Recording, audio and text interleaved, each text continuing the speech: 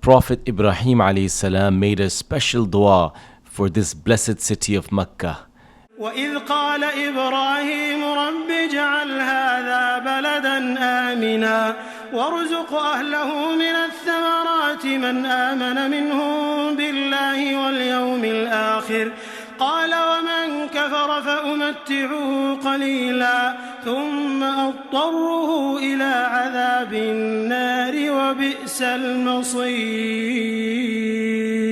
Today, people continue to come to this blessed city from every part of the world, and around that movement of people is a commercial market unlike almost anywhere else. But what does it actually cost to open a shop in Makkah? Let's take a look at what commercial rents and business opportunities actually look like in different parts of Makkah. Close to the Haram, one space inside the clock towers was listed at around 2 million riyals per year. In Zone 2, one retail space was available to us through a local connection for around 75,000 riyals per year, as well as an existing grocery business, available for 500,000 riyals in key money, with annual rent of around 140,000 riyals. Farther out, we also looked at a much larger commercial unit listed at 220,000 riyals per year, although there may be room to negotiate that closer to 150,000 or 180,000. So the price is not only about distance from the haram, the type of space, what is included, and having the right local connections can make a major difference. Assalamu alaikum, I'm Muaz from Think Saudi, and if you as a foreign investor are thinking of opening a shop in Mecca, then you are in the right place. I'm going to divide Mecca into 3 separate zones based on their proximity from Masjid al-Haram. These are not official government zones. These are areas, practical areas that I've created to make it easier for us to compare the location, compare the rental costs, the customer profiles, and the types of opportunities that are available for you. We will begin with the immediate Haram area, which is the most concentrated and the highest rental cost area. And then we'll move outwards about 6 to 10 kilometers out, which is still quite accessible by car, by taxi, or by bus within about 6 to 12 minutes. And then we'll move further out, which is about 20 kilometers out, more residential area. And this is going to be about 20-25 minutes away from Masjid al-Haram. I will explain to you how you as a foreign investor can come into the market in Mecca and be able to get a commercial lease, get a shop, rent a shop, and be able to do business there. And even how to take over an existing business in Mecca, inshallah. All right, without further ado, let's get started. Zone 1 is the area closest to Masjid al-Haram. This includes the clock tower area and the busy commercial streets surrounding the central part of Mecca. This is one of the busiest and most expensive commercial areas in Makkah. You have large numbers of pilgrims, visitors, hotel guests, and people who may only be in the city for a limited period. From a business perspective, the attraction is obvious: visibility and foot traffic. You are positioning your business directly in front of a very large number of potential customers, but you are also paying a significant premium for that access. Commercial rents can be considerably higher, available units may be smaller, and competition between businesses can be intense. To give you one real example, a commercial space of approximately 150 square meters inside the clock towers was recently advertised at around 2 million Saudi riyals per year. That does not mean every shop around the Haram costs 2 million riyals. The price depends heavily on the particular building, floor, frontage, visibility, size, and proximity to the flow of visitors. The listing was also aimed specifically at established companies and recognized brands, which tells you something about the type of tenant expected in a location like this. But it demonstrates just how valuable prime commercial space can become in the immediate Haram area. A business operating here needs to generate enough revenue from every square meter of space to justify the location. And it is important to remember that a busy shop is not automatically a profitable shop. Once you account for rent, staffing, inventory, utilities, fit-out costs, and other operating expenses, the numbers may look very different. A central location like this may work well for a business that depends heavily on visitors, convenience, and high transaction volumes. However, it may not be the right starting point for every foreign investor, particularly someone entering the Saudi market for the first time. The important question is not simply how many people walk past this shop. The real question is, how many of those people are likely to become my customers, and how much do I need to sell to cover the cost of operating here?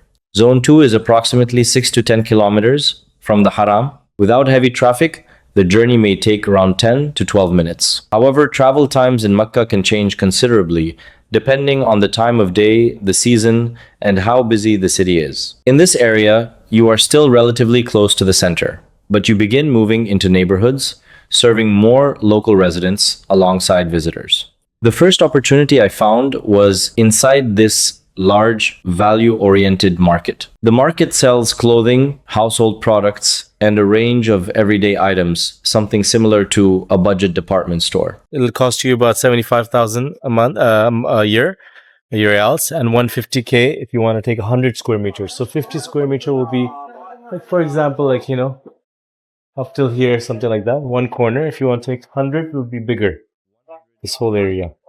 This type of opportunity is different from renting a completely independent commercial shop. A major advantage is that your business may benefit from customers who are already visiting the larger market. Instead of starting in a completely empty location and trying to attract every customer yourself, you are positioning your business inside an existing commercial destination. However, several questions would need to be answered before committing to a space like this. Would your section have its own entrance? Would you be permitted to display your own signage? Would you have an independent electricity meter? Could your business operate different opening hours from the main market? And most importantly, could your commercial activity be licensed separately within this space?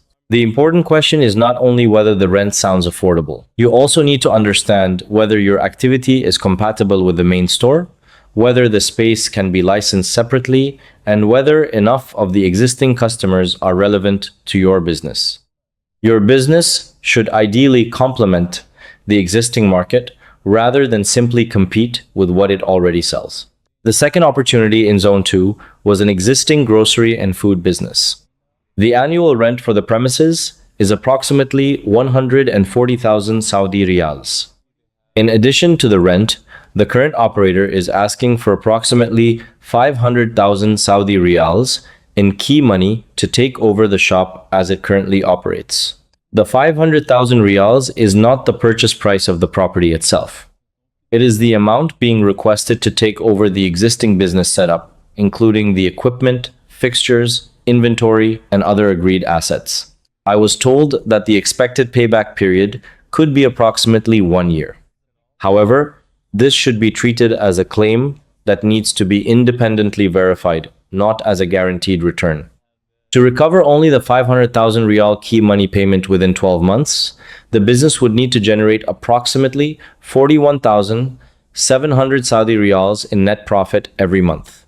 That would need to be net profit after accounting for the rent, staff salaries, utilities, inventory costs, wastage, and other operating expenses. This is why proper due diligence is essential. Before considering a takeover like this, the buyer should request evidence of the shop's actual monthly sales, gross profit, and net profit. You would also need to understand exactly what is included in the 500,000 real payment. Does it include all of the inventory currently on the shelves? Who owns the refrigerators, shelving, ovens, counters, and other equipment? Are there any unpaid supplier debts? Are there employee salaries, end-of-service benefits, or other obligations that the new owner would inherit? How much time remains on the existing lease? Has the landlord agreed to allow the lease and business to be transferred? And would the existing licenses transfer to the new operator, or would new approvals need to be obtained? A grocery store may look busy when you visit, but that does not necessarily mean it is generating strong net profit. A business should never be valued only by looking at the shelves, equipment, or number of customers present during a short visit. The financial records need to support the asking price. Zone 3 is approximately 20 kilometers from the Haram. Without traffic, the journey may take around 20 minutes. Once again, this could take considerably longer during busy periods. The opportunity I viewed here was a large empty commercial unit. It was listed at approximately 220,000 Saudi riyals per year. However, based on our understanding, there may be room to negotiate the rent closer to approximately 150 to 180,000 Saudi riyals per year. And mind you, this is actually 2 units. You can see it can be divided up into 2 units as well. It is also only a possibly negotiated range and would need to be discussed directly with the landlord.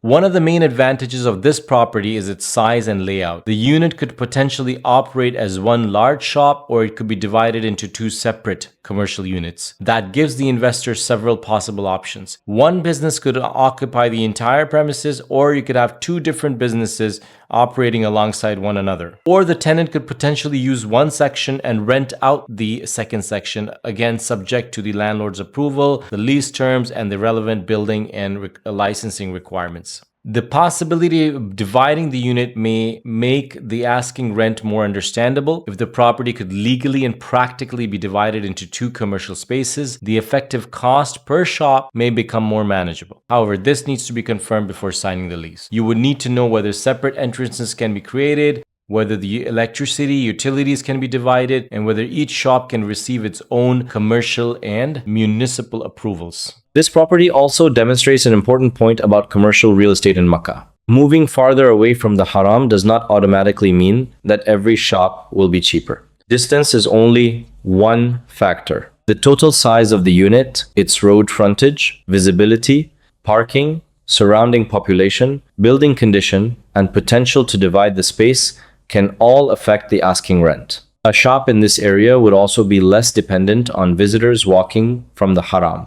It would probably need to attract customers from the surrounding residential neighborhoods. That means repeat business becomes more important. When we compare these areas, it becomes clear that there is no single best location. The correct area depends on the type of business, the available budget, and the customers you are trying to reach. At one end, the commercial space inside the clock towers was advertised at approximately 2 million riyals per year. In Zone 2, the portion inside the larger market was being offered for approximately 75,000 riyals per year. The existing grocery business carried annual rent of around 140,000 riyals, in addition to 500,000 riyals in key money to take over the operation. And in Zone 3, the large commercial unit was listed at 220,000 riyals annually, although there may be room to negotiate closer to 150,000 to 180,000. These are not direct like-for-like comparisons. The spaces differ in size, location, structure, and what is included. However, they demonstrate how dramatically the business equation can change depending on where and how you enter the Makkah market. The mistake would be choosing a shop first and then trying to force a business model into that location. The business concept, customer profile, and financial model should come first. The location should support that plan, not determine it. Here at Think Saudi, as a real estate and business setup advisory firm, we do business setup licensing for you. We set up your company here in Saudi. We make sure that you're compliant. We make sure that you have all the licenses that you need to operate. And whether that's in the food industry, whether that's in tech, whether you're looking to get into construction, into medicine, which does have a few extra steps that need to be done, and we do advise you on that as well. So it's not just about getting the business license paper, but it's also about helping you and showing you the correct way as to what you're doing, helping you and guiding you based on the Saudi market. Is this feasible? Is this something that people are doing currently? Is this something that, we personally are based on our advice? If we think this is going to be something that is a successful idea in the future. So this is all something that we provide and we advise you. So it's not just that we set up the company and then off you go, right? So it's all about creating that relation with our clients, and taking part in their story, in their journey, and making sure that we have them set up in a very comfortable way. Because again, at the end of the day, their success is our success as well. So this is how we look at it. And the success of Muslims is the success of the Ummah, inshallah, right? So that is our system, and our mission at the end of the day is to bring in successful business entrepreneurs, whether they are aspiring entrepreneurs or whether they're existing entrepreneurs, business owners, bring them in, inshallah, bring the good capital and let Muslim companies flourish and get set up here, so that we can get more better talent, we can have stronger companies, and we can hire. Not everyone, of course, can be a founder, so we can start hiring the talented people that's available, whether that's here locally in Saudi, whether that's international talent, bringing them all together and being able to provide jobs as well to the community. If you're seriously considering business setup here in Mecca, especially opening a shop here or anywhere in Saudi Arabia, you can apply for a consultation using the link in the description here. And when completing the application, please tell us the type of business that you're thinking about, what's your approximate budget, where you live, and then your timeline. What is your intended timeline? So it just give us a bit more context when you do fill out our application. So this way we have a bit more to go on, inshallah. And of course, let me know in the comments, what kind of location would you prefer? Something closer to the haram, or would you prefer a shop which is farther away from the haram, or somewhere in the middle? What is your preference? Please let me know in the comments. Jazakallah khairan for watching, and I'll see you in the next video.